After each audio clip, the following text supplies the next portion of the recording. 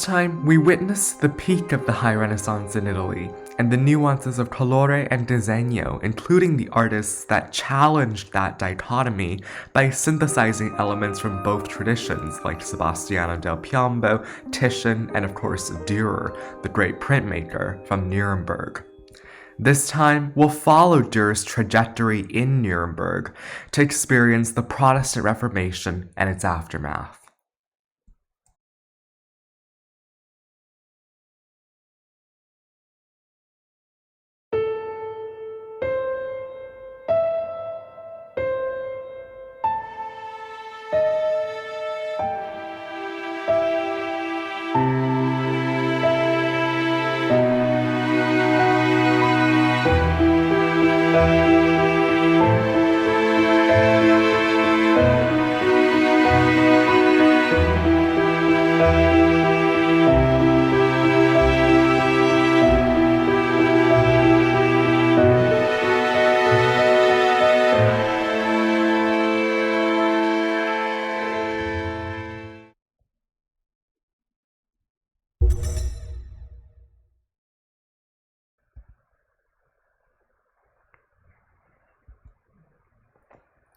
So we saw last time that Albrecht Dürer brings back to his native Nuremberg a highly Italianate style of painting, and yet he never once strays from his underlying German roots, the distinctly German portrayal of figure, the retainment of line and definition, even after several trips to Venice.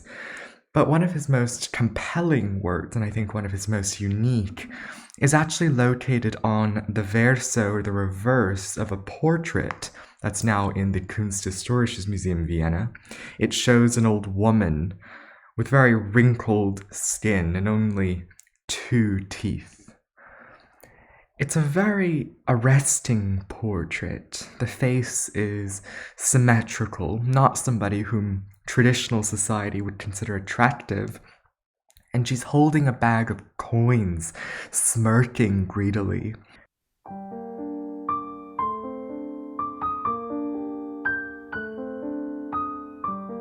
She represents avarice, greed, one of the 7 deadly sins.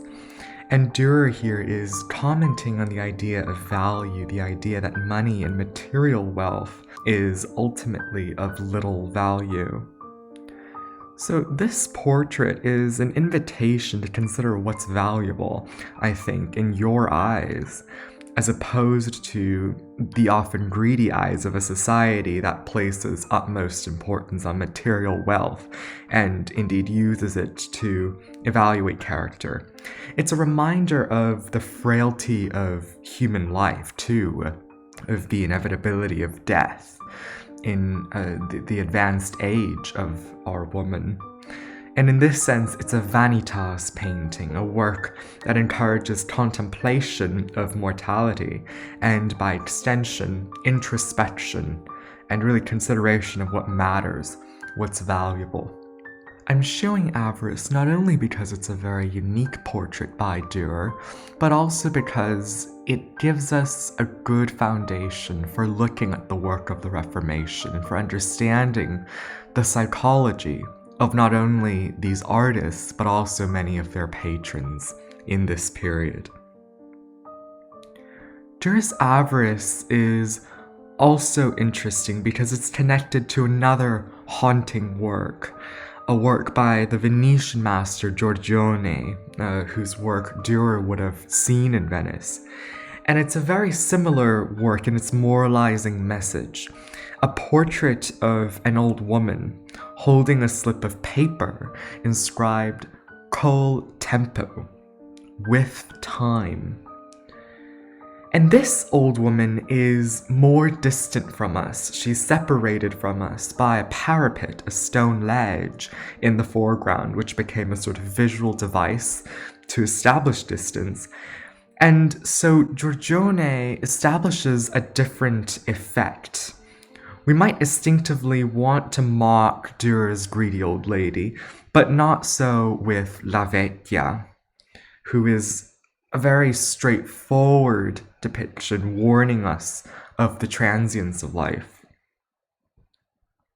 It's difficult to know which came first. Dating is approximate, but I think it's very compelling to think that the two artists certainly.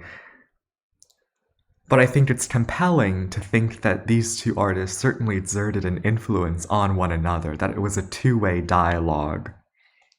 This type of work may seem morbid, but actually it was considered quite honorable and respectable to ponder your mortality, to recognize that time passes quickly and that nothing can be taken for granted.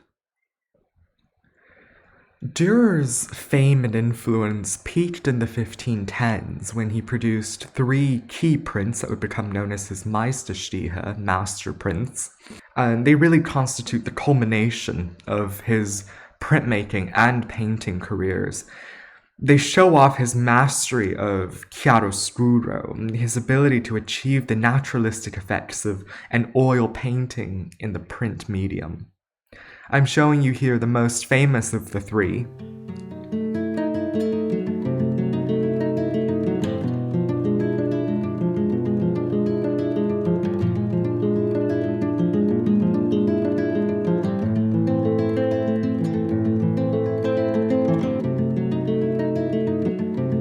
A winged woman, perhaps a muse, gazes hopelessly into the distance, surrounded by a curious assortment of objects, the implements of a carpenter and mathematician.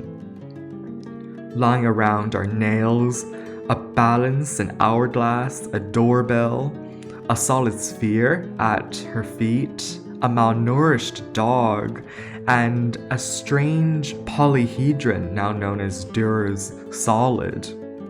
And above the figure, we see a magic square, a square whose rows, columns, diagonals, quadrants, and actually corners all add to the number 34.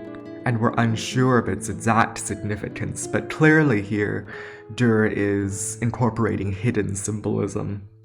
A bat is holding up a scroll whose text gives the print its name. Melancholia I. Is it an allegory of melancholy and grief? That's what its name suggests. Dürer's mother, after all, had died just before its creation. But so far, there is no consensus on its meaning. Dürer has given us an intellectual puzzle to solve. In addition to Venice and the port cities in the Low Countries, Europe had another very important maritime gateway to the world. The age of discovery was on, and European powers raced to reach and reap the resources of Asia and the New World. Leading in that effort were Spain, under the Catholic monarchs with the Columbian voyages, and Portugal, known particularly for its domination of the spice trade. Portuguese merchants established themselves in the East Indies, the Indian subcontinent, where spices abound. And in 1515, the governor of Portuguese India sent to Lisbon an Indian rhinoceros as a gift to the king. This curious animal immediately fascinated audiences, including Dürer, who never saw it firsthand, but saw drawings upon which he based his own woodcut of the rhinoceros.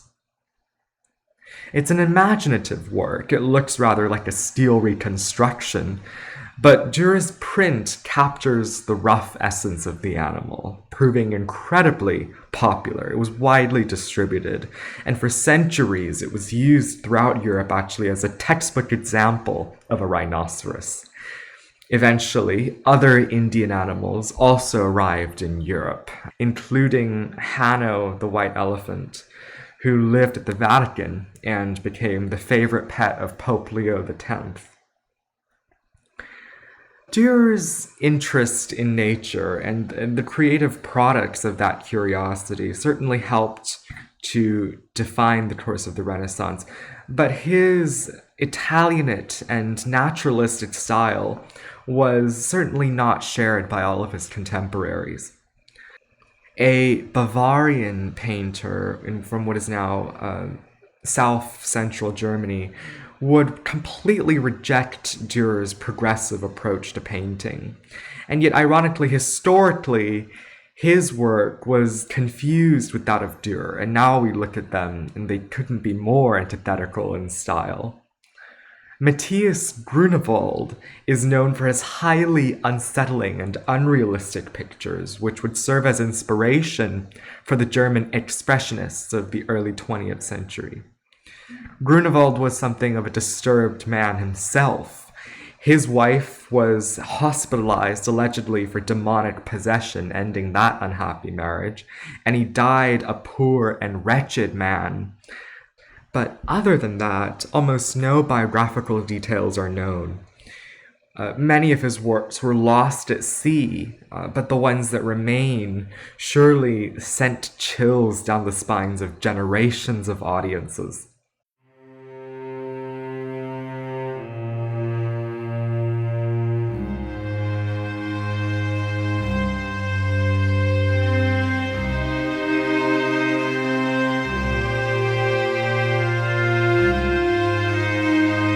Grünewald's small crucifixion is a disturbing image.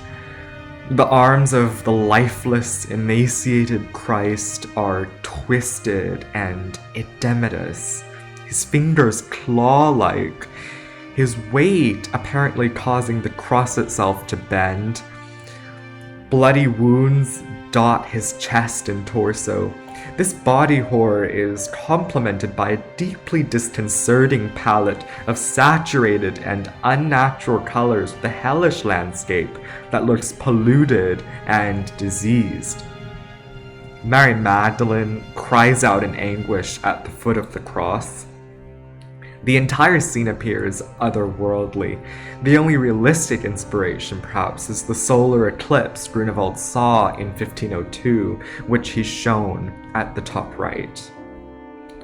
Although this was probably a private commission, Grünewald has succeeded in producing a devotional aid with such visual impact that even the most undevoted and unfaithful of Christian viewers would pray for their salvation.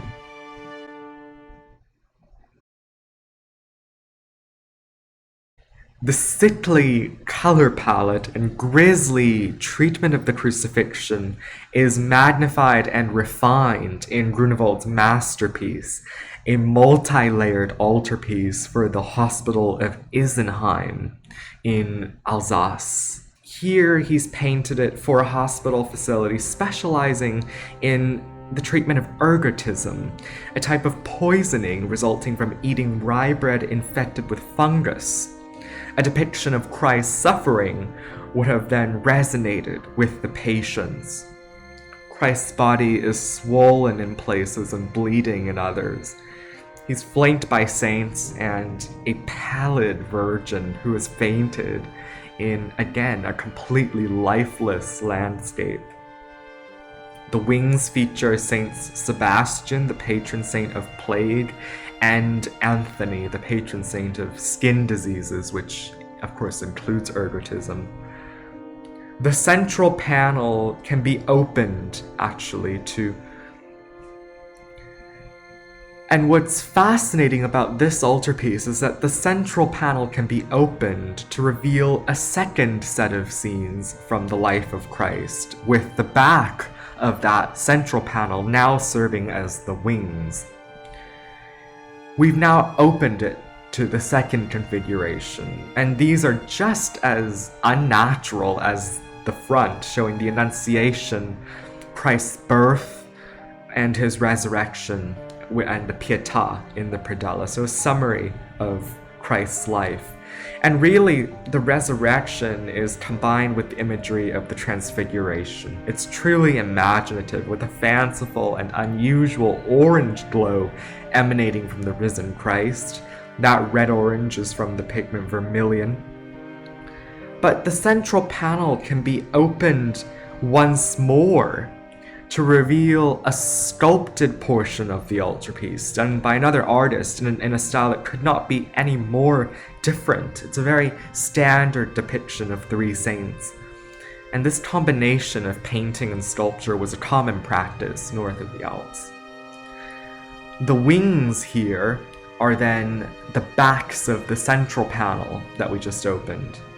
And initially, their cool color palette seems to be a relief from the very warm colors of the second configuration. But upon examination, we find that the subjects are equally, if not more disturbing than the previous panels.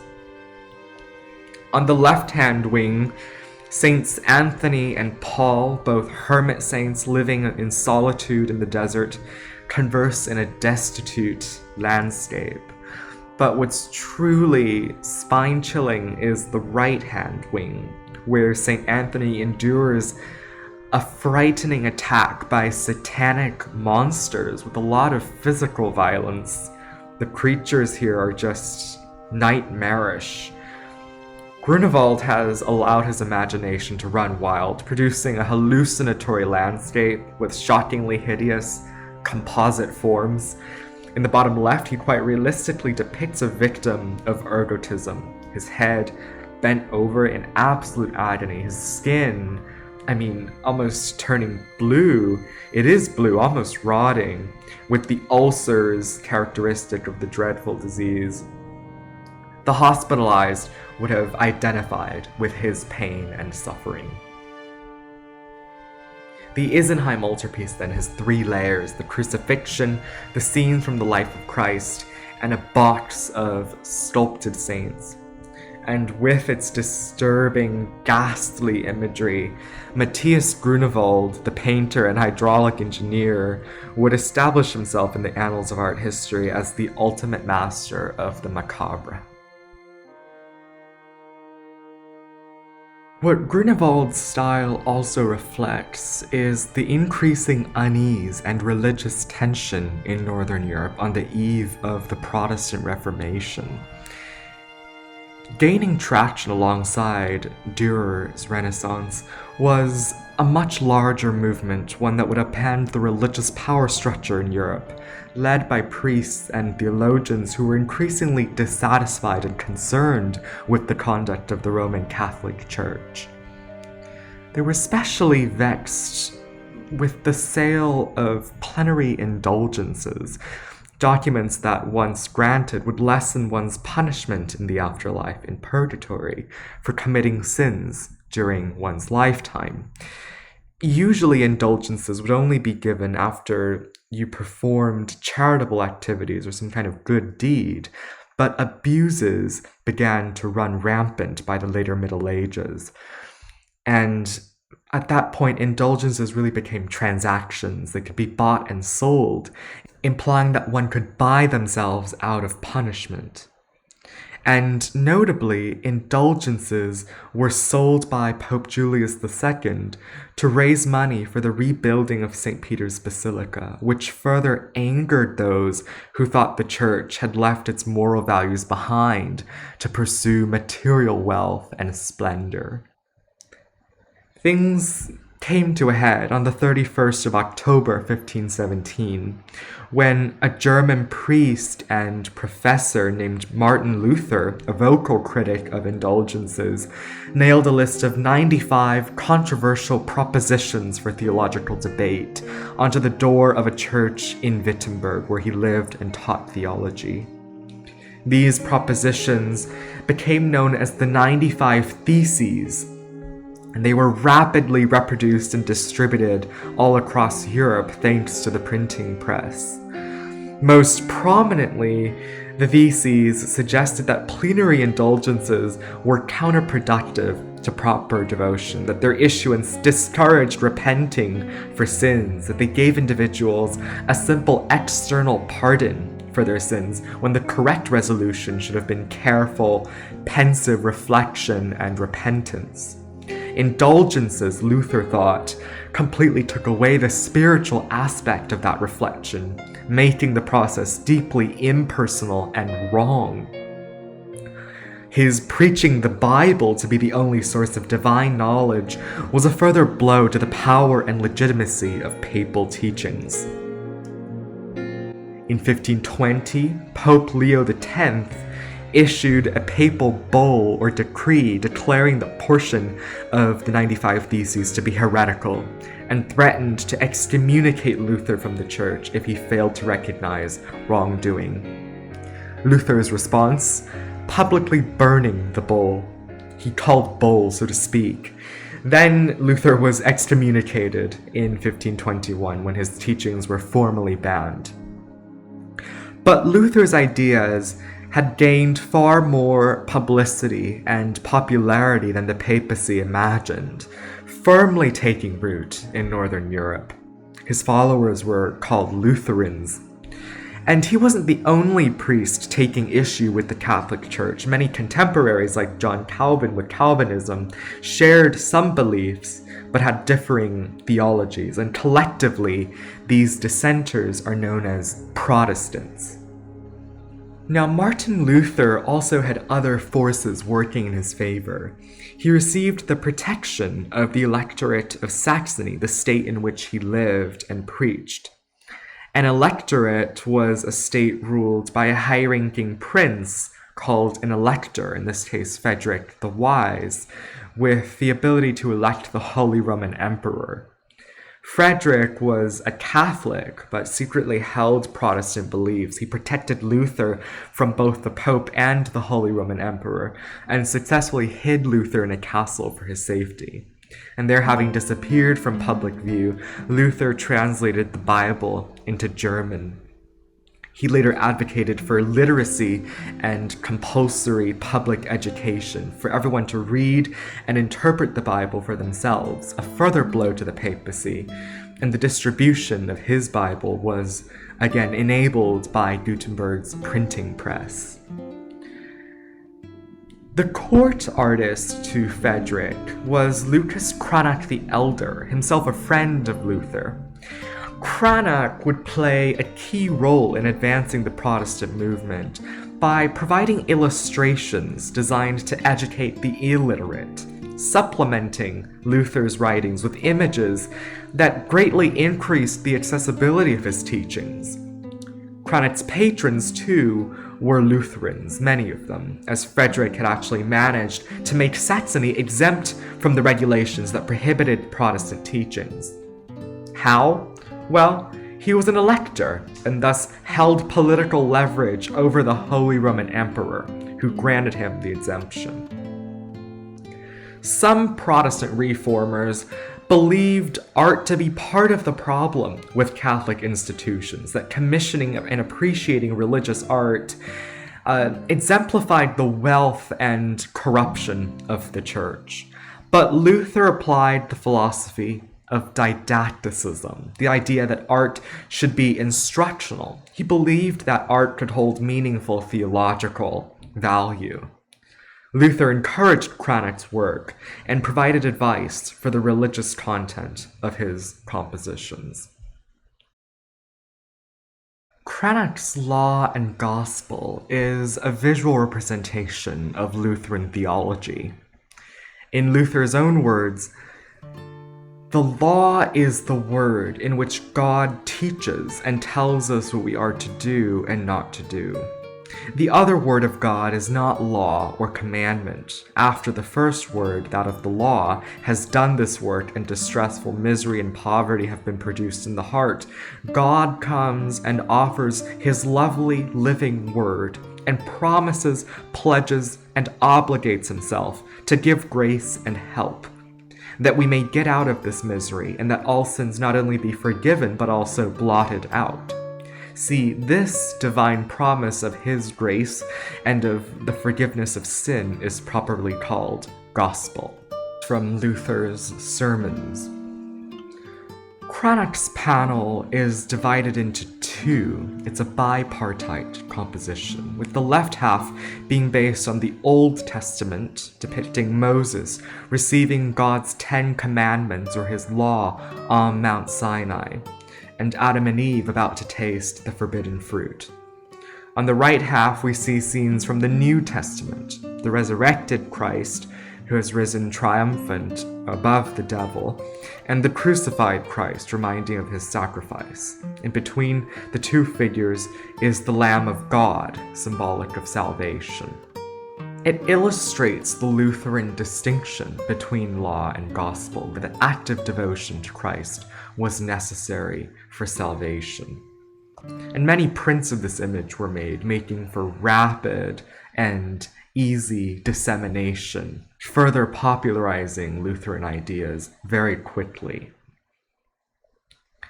In addition to theological works, Cranach did paint mythologies and allegories in which he conveys moralizing messages, and these were for more of a court audience during his tenure as court painter to the electors of Saxony. Here he shows Cupid complaining to his mother Venus, a scene inspired by an ancient Greek poem inscribed on the upper right corner of the painting. And it reads, "As Cupid was stealing honey from the hive, a bee stung the thief on the finger, and so do we seek transitory and dangerous pleasures that are mixed with sadness and bring us pain." And therein lies the moral of this visual narrative, that pleasure often comes with pain. But Venus here isn't responding to Cupid's cry for help, the poor child. She's completely ignorant of his issue. Rather, she's looking out at us quite seductively, nude save for a Saxon headdress. And the inclusion of contemporary fashion implies that this is Cranach's way of simultaneously imparting another message, that the poem and his message applies particularly to sexual pleasures. He's reminding us of the dangers of lust. Notice that Cranach's source material is a Greek poem, classical literature, which reflects a new development in Northern European art, and that's the introduction of Italian Renaissance humanism with the dissemination of humanist texts in Italian literature into Germany, again made possible by the printing press. This influx of humanist ideas occurs in the late 15th century, and from that point on, the cultural blossoming in Northern Europe is formally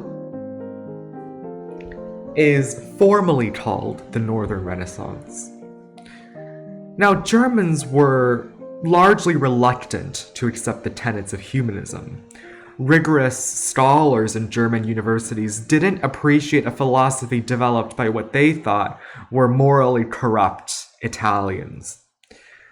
Boccaccio's The Decameron, for example, was translated into German and immediately criticized for its immorality. Many Italians also looked down upon Germans for their lifestyle choices, their drinking habits. So it became much more difficult for humanism to develop in Northern Europe to the extent that it did in Italy. But Northern humanist scholars would not yield to this challenging and complex environment. Rather, they entered religious conversations and theological disputations, still gaining considerable prominence. And we'll look at an example in a second. Reformers also built up quite a significant following in the Low Countries, in Belgium and the Netherlands. But in addition to the religious movement, the early Netherlandish school of painting would undergo a major reformation. For much of the 15th century, cultural and commercial activity in the Low Countries had been centered at Bruges and Brussels. But the port of Bruges had been filling up with silt, sand stirred up from the ocean, and that prevented ships from entering efficiently, and so the harbor and, by extension, trade began to decline. Adding on to this difficulty was that the granddaughter of the Duke of Burgundy, Philip the Good, who had once ruled over the Low Countries, had just married the Holy Roman Emperor Maximilian I. And in so doing, she had married into the Habsburg family, changing the fate of the family line in a necessary move to prevent French encroachment. But in Bruges, there was resistance to the presence of the Habsburgs, which immediately led the city to lose royal favor. The cultural nexus then moved eastward from Bruges to Antwerp then still a developing city. There, artists had to restart, reform in the sense of regroup. At the forefront of this new art scene in Antwerp was Quentin Massys, whose work reflects a trend toward the more secular, or at least less overtly religious subject in Northern Renaissance painting, although still unquestionably geared toward a Christian audience. And Reformation ideology plays a key role here in its discouragement of commissioning religious pictures. The necessity of devotional aids were also decreasing due to the increasing literacy of the population. Reading the Bible surely would help you better understand it than a translation of those narratives into a painting. The emphasis was on personal interpretation of the Bible's words. Protestantism, after all, advocates a personal approach to biblical exegesis. Representations of the Virgin, in particular, decreased due to the discouragement of Marian devotions. Many thought that reverence to Mary should be redirected toward Christ. So here, Massys offers us a window into the life of a bourgeois husband and wife. He's a money changer whose job was to exchange currency, which became a popular occupation, much in demand, due to not only the growth of commerce, but also the influx of immigrants seeking refuge from the religious persecution during the Spanish Inquisition. And she's interrupted at her reading, perhaps her own Bible. The genre that Quentin Massys established rests on the border of genre painting and satirical painting. The genre that Massys established leans toward genre painting, which depicts people simply doing what they do. Casual, everyday portrayals of the bourgeoisie and the laboring class would become a hallmark of Northern European painting. Quentin Massys' Ugly Duchess is an arresting portrait, by all accounts. She's not truly a duchess. She was once one half of a portrait diptych or a two-panel piece, but she is a lady past her prime, and sometimes she's known by the rather demoralizing title, a grotesque old woman. And yet her eyes, I think, are still full of life. Her expression conveys a certain degree of vitality. But she holds in her hand a flower that isn't even in bloom. A woman said to be in her prime would be expected to offer a prospective suitor a beautiful, fresh, open rose, but our Duchess's flower bud looks rather droopy and sad.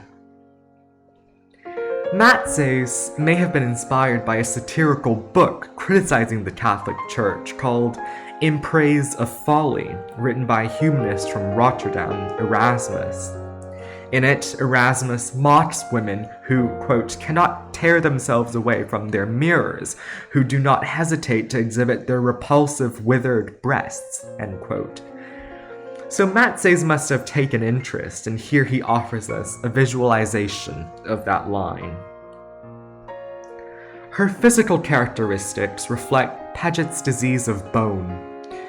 The facial structure is deformed, the bones elongated in parts, and too densely together in others. The skull cap is abnormally shaped, she has a rather severe case. Massys here is making a social statement. He's deriding aging people who cling on to youth, who try to mask their aging with material wealth and fashion. Our Duchess has on aristocratic dress. She wears an escoffion, a type of headdress that noble women wore, but in the 15th century, so it's way out of date. And it doesn't necessarily make her any more beautiful. Perhaps Massys is encouraging us to refrain from imposing fashionable, quote-unquote, standards of beauty onto the aging body, to recognize a point in life after which one must leave vanity behind, after which one should accept the fact of age and move on.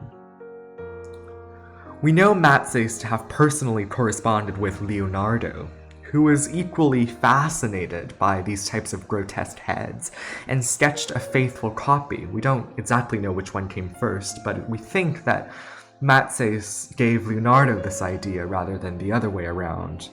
And some people might know this head from the Duchess in Lewis Carroll's Alice's Adventures in Wonderland, which again was inspired by this Duchess. Now, speaking of In Praise of Folly, which inspired this composition in the first place, Erasmus was the foremost Northern European humanist of his day.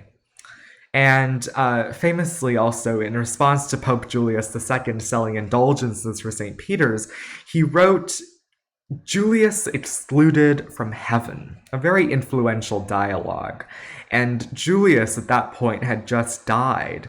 So it was about him trying to gain entry to heaven and threatening to excommunicate St. Peter, who holds the keys to heaven and refuses him entry.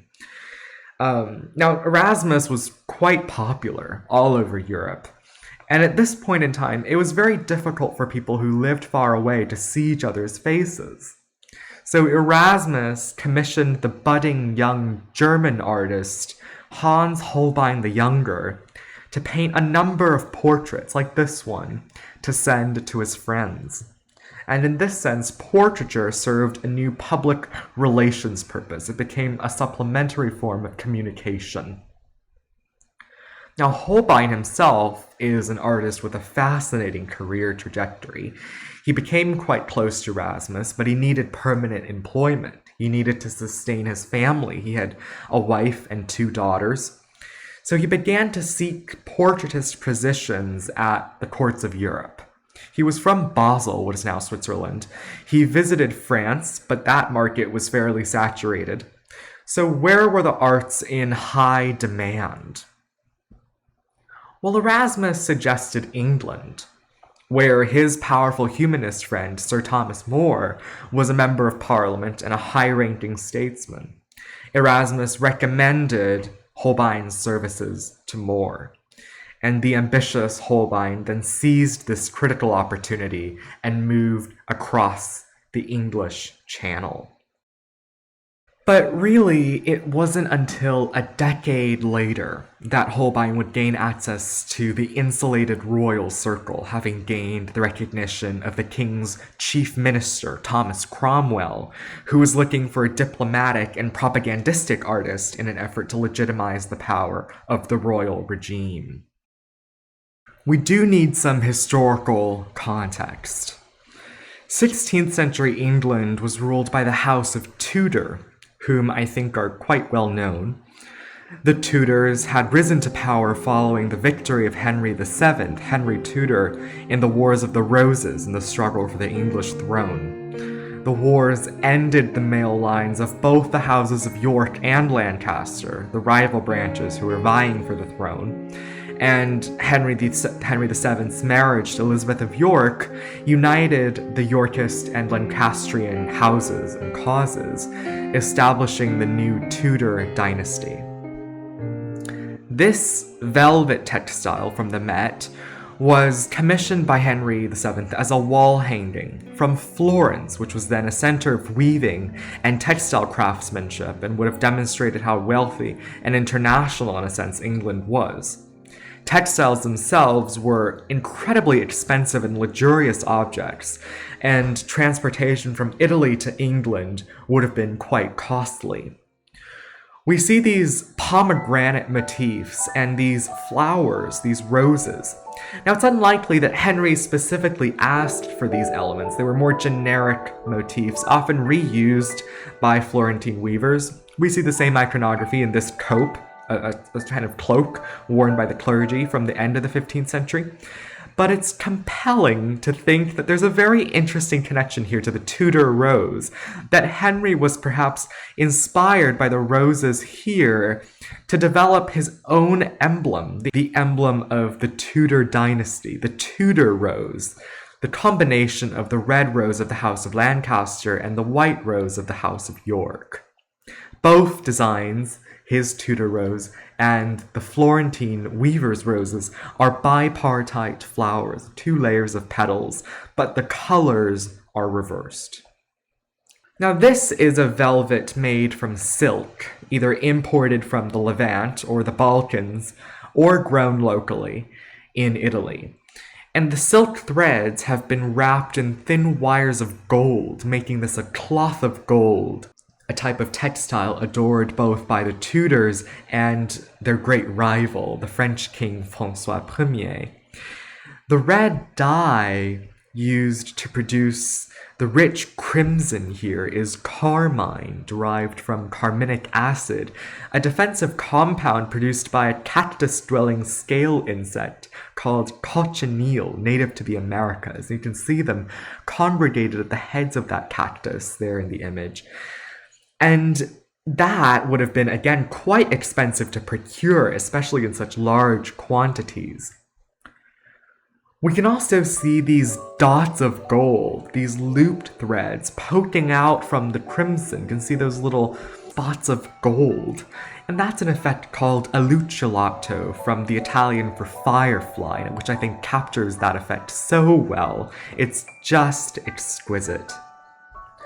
Now, there was a lot of guild regulation of textile and dye production in the Renaissance because these were top secret recipes and trades that were key to the continued economic success of cities like Florence and Lucca. So techniques for textile weaving were closely guarded so that these cities could maintain their monopoly in the industry. So now that we have that context, we'll look at the time that Holbein was active in England in the 1530s, when the king was Henry VII's son, Henry VIII, with his court near London. And it was a rather chaotic time. Henry's wife, Anne Boleyn, his second one, had just been beheaded, nominally because she had cheated, but actually because she had given birth to a female child, Elizabeth I, and also because Henry now liked another woman. Now, Henry VIII, I think, is a rather infamous historical figure. His first marriage, rather the end to it, had initiated the English Reformation. Divorces in Henry's day required papal approval due to the belief that marriages were divine unions, and Henry could not secure the Pope's agreement for his marriage to be annulled or cancelled. And that was an issue for Henry, who was a very defiant and strong-willed king. And in a fit of rage, he fired his advisor, the Lord Chancellor Wolsey, who failed to negotiate the annulment, and proceeded to break away from the Roman Catholic Church to establish his own church, the Church of England, or the Anglican Church, in order for him to annul his marriage. So now he was both head of religion and head of state. And Henry actually married a total of 6 times. He would sometimes be invested in the marriage early on, but his irritability often led to bouts of fury, in many cases really a consequence of his own insecurity. And his way of lashing out was either canceling the marriage, divorce, or beheading, justifying it with accusations of witchcraft and treason against each wife. A rhyme describing the fates of his 6 wives goes, "Divorced, beheaded, died. Divorced, beheaded, survived." And that's only because his last wife outlived him. So in the span of just 1 decade, Henry had invalidated his first marriage and established his own church as a consequence, beheaded his second wife, and his third wife died in childbirth, and now he was on the search for a 4th. Now, Thomas Cromwell, after seeking out potential mail-order brides, commissioned Holbein to provide portraits for this occasion. And that was one of Holbein's jobs as a court painter, to prepare portraits of candidate wives. He would go on diplomatic trips, capturing the essences of princesses and noblewomen all around Europe, bringing back portraits for Henry to choose from. And if Henry saw a lady he liked, he chose her as his wife. And that placed a great amount of responsibility on Holbein's shoulders. We know Henry was particularly taken by this portrait of the Princess Christina of Denmark, who was only 16 but already a widow, hence her black robes. But Christina and her family knew better than to marry somebody with 3 failed marriages, even if he was the King of England.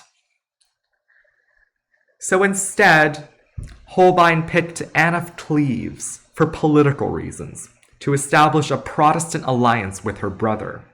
And Cromwell thought this was a brilliant idea. It's also rumored that Holbein glorified her appearance just a little bit, which led to Henry's choice, but that's probably apocryphal. Cromwell would later find out that Henry had actually fallen for another woman and was no longer really interested in this arrangement. But Anne of Cleves had conveniently also already arrived in England. Now, there was a test to see if any so-called true love was present at their first meeting. If the man, the groom, disguised himself as a masked, unrecognizable common man and went to meet his fiancée and was received favorably, then yes, true love was said to exist. So Henry tried this. He dressed up as a common man and went to meet Anne, who, by the way, didn't speak any English, and it went very badly. Anne was predictably horrified seeing this masked, suspicious individual making advances, and she swatted him away, not knowing that he was the King of England. That was embarrassing for everyone involved. To add on to that mess, the moment Henry saw Anne, he was apparently shocked by her ugliness, even though others reported her to be attractive. At once he announced, "I like her not." He refused to consummate the marriage, and it was annulled soon afterwards. So you can see the dates there. Anne of Cleves was Queen Consort of England for about 6 months. In any event, the image of Henry etched into our minds today is the one that Holbein produced, and the original is now destroyed. This is a copy after Holbein. It's one of an intimidating ruler who had to get what he wanted. His feet are shoulder-width apart, his gaze is confidently forward, and it suggests his apparent fitness to lead. But this is quite modest for a royal portrait. Henry isn't wearing his full royal garb, he's not enthroned, there's no lavish gold. It's a false pretense of modesty, a departure from the typical likeness of a king. Holbein is highlighting Henry's masculinity and virility, especially with that codpiece, which he popularized. Holbein is highlighting Henry's masculinity and virility with that codpiece, which Henry popularized, rather than his wealth. Perhaps compensating for Henry's own insecurities about his impotence. In fact, he was known to have encountered issues in bed and promptly blamed it on the woman. But I think there is still a monumentality and just sheer confidence to it that makes this portrait still very intimidating. We've discussed with the Henry VII furnishing that textiles, and especially tapestries, were highly regarded across Europe in the Renaissance, but they were much more expensive than other art forms. In fact, I think Henry VIII owned over 2,000. But the problem is that now most are lost, so we don't see as much of them as we do paintings. But grand, large-scale royal tapestry commissions were often the most imposing and monumental works of art in the Renaissance, and they served extremely powerful propagandizing purposes. They were massive shows of wealth and authority and monumentality. Such was the case with a series of tapestries made for Henry VIII by the Brussels weaving workshop of Willem de Pannemaker, the leading weaver probably in all of Europe at this time, certainly well remembered today. after designs by the renowned artist Pieter Coecke van Aelst. And tapestry designers essentially prepared painted cartoons of the image to be translated into thread, and so they also worked as painters and or printmakers, as was the case with Coecke.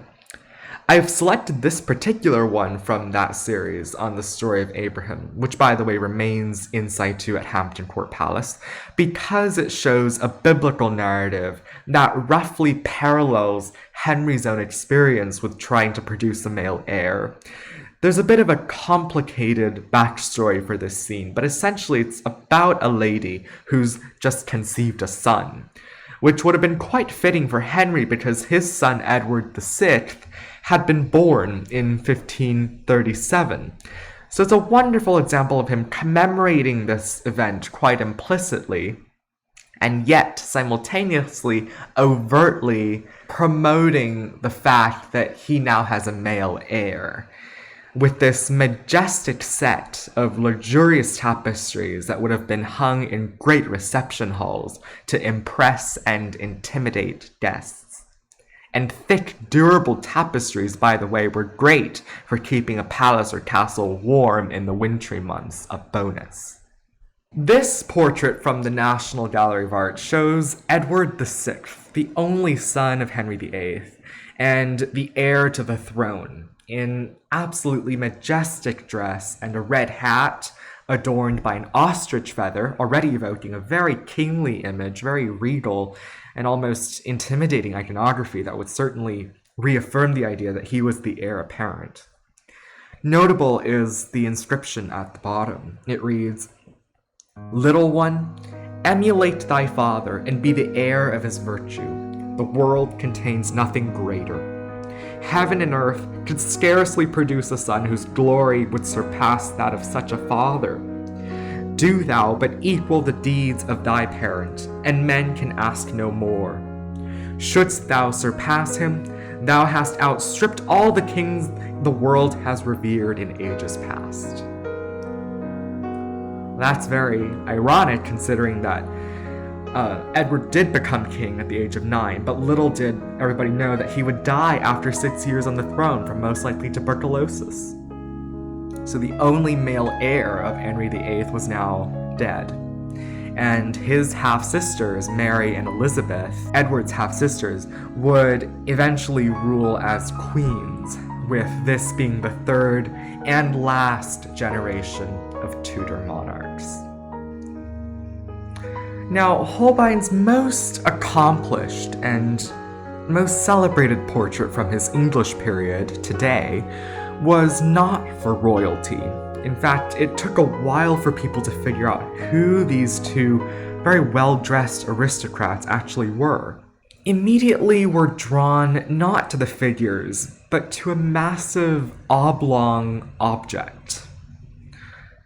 It takes center stage, robbing the attention from the two figures. Imagine yourself walking in front of this strange picture, trying to grasp what it is, and you move to the extreme right of the painting, viewing it at an oblique angle at about a 3/4 view, slightly below the 3 o'clock position, and you discover what it is: a human skull. This is painted with a curious distortion called anamorphosis, meaning that this object forms a correct image only when seen from a very specific vantage point. And we're still not sure how Holbein achieved this. We know of other artists at the time who were interested in the technique, and we think that they might have used a sort of grid to accomplish this tour de force. But already that tells you that this is a portrait that hides many secrets, not least this unsettling skull. It's not as peaceful and composed as it seems. There's a lute with a broken string, a lack of harmony, just behind a Lutheran book of hymns, perhaps a reference to the Reformation. There's a book on arithmetic open to a page discussing division, again alluding to religious division. There's a hidden crucifix that catches the light behind the curtain, the very upper left edge, alluding to redemption, the hope of salvation, which relates to death, to the skull in the foreground. The shelf is adorned by an oriental carpet. This is an example from the Anatolian Peninsula, with the same medallion motifs. And carpets like this one would have been exported to Europe, where they found immense popularity among merchants and aristocrats and became status symbols. And the upper shelf, sitting on this carpet, are a plethora of astronomical instruments. There's a torquetum for the conversion of celestial measurements. There are several types of sundials to tell time. You can just see below the torquetum, there's a polyhedral sundial. And there's a celestial globe. And I'm showing here an absolutely breathtaking celestial globe from later in the century that once belonged to the Holy Roman Emperor at his court in Vienna. These types of scientific instruments served as maps of the constellations, allowing one to chart the constellations.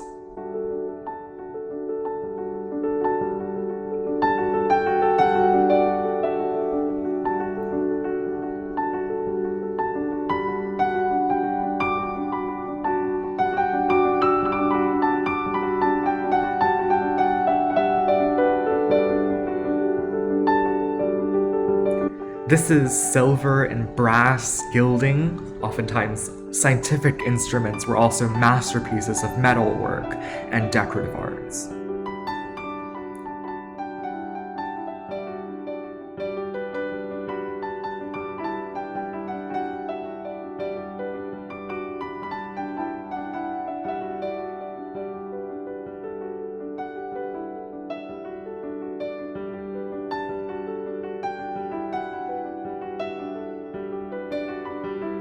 Now, in Holbein's Ambassadors, the celestial globe is displaying a very specific time, a time that is rendered with such precision that we can still read, based on the constellations. It's 2:40 p.m. on 12 July. On the lower shelf is a terrestrial globe, and on it we actually see several places identified. One of those is Polizy, a small French town. And this fits with the proposal that the leftmost figure is the French ambassador to Henry VIII, hence the name, who was from Polizy, with a bishop on the right, identified by digging into the archival documentation.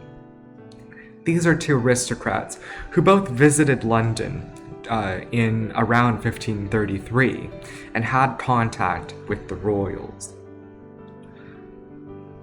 And it seems that their trip was certainly related to the events surrounding the Reformation at the time. What Holbein does so well, and what he's rightfully recognized for, is giving his subjects such individual personality. He follows no formulas. He incorporates symbolic attributes and inventive expressions. He really crafts an image unique to each sitter and situation.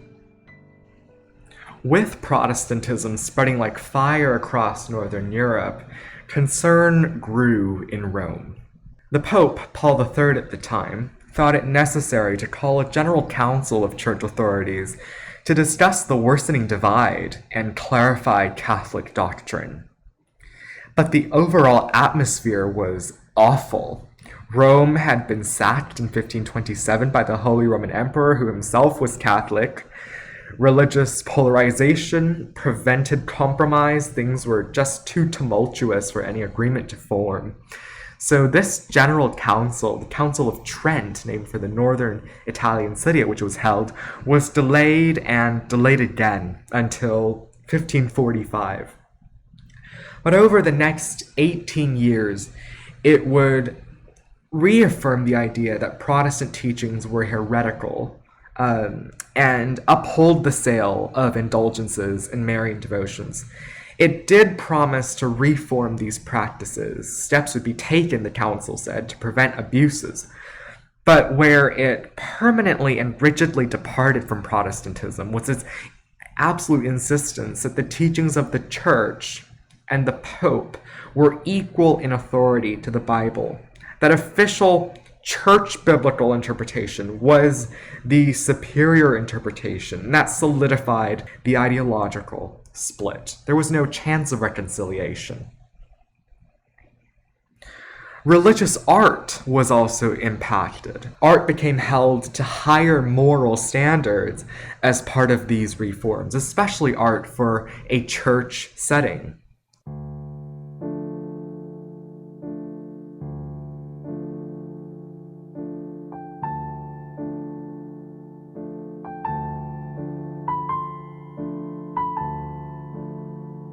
Almost 3 decades after his Sistine ceiling, Michelangelo was called back to the Sistine Chapel to paint the altar wall. And previously, this wall had also been decorated with 1480s-era frescoes, but he was commissioned to paint a new massive scene of the Last Judgment. Christ, as the judge, decides whether mortals ascend to heaven as the blessed or descend to hell as the damned. The general idea is that the souls of the blessed are leaving their mortal bodies on the greenery of the left-hand side, with angels above blowing trumpets to wake those souls, and the damned are meanwhile shamefully cast into the fiery pits of hell on the right. It's a fresco of jaw-dropping scale, just magnificent. But while the composition is as grand, as awe-inspiring as you would expect from Michelangelo, there's something wrong with the figures. If you look closely, they're unrealistically muscular, and the anatomical proportions are objectively incorrect. Torsos and lower extremities are disproportionately large compared to heads. This dense composition reflects anxiety more than anything. It's confusing to the eye. Immediately after its completion, The Last Judgment drew criticism from church authorities who censured the nudity in the fresco. It was exactly this indecency that Catholic reform sought to eliminate in new art. So eventually many of the nude figures were covered up by other artists. You'll see drapery covering up the genitalia of many of the figures who had once been nude. But Michelangelo himself was having something of a spiritual and religious crisis alongside all of this.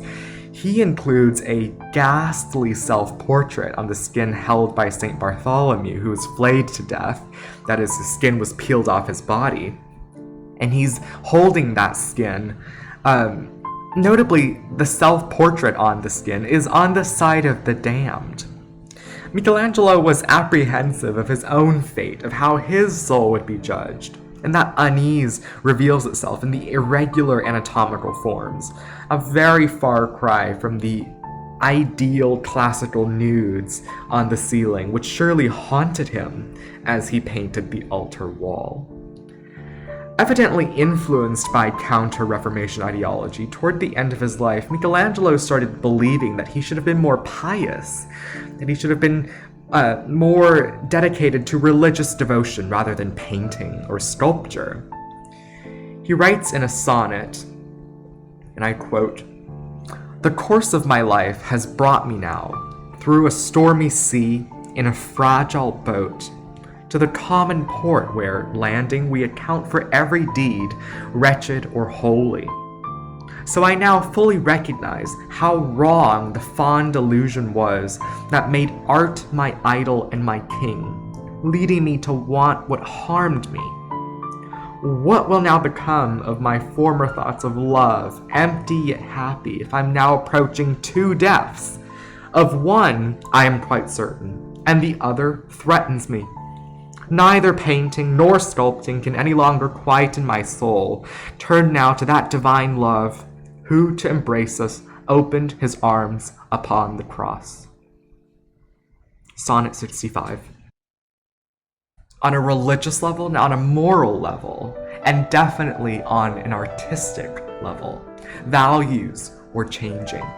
From Dürer's Avarice to Cranach's Cupid complaining to Venus to Holbein's Ambassadors, we see artists reacting to this sense of unease and discontent with existing interpretations of religion and interpretations of moral values, on the conflict between splendor and devotion, whether there was a conflict at all.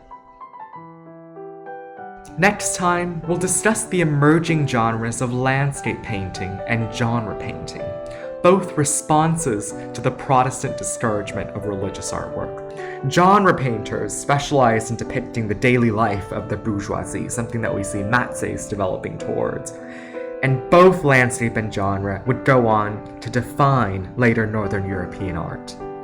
Thank you for watching this episode of A Narrative Art History of the Renaissance. I hope to see you next time in Chapter 4.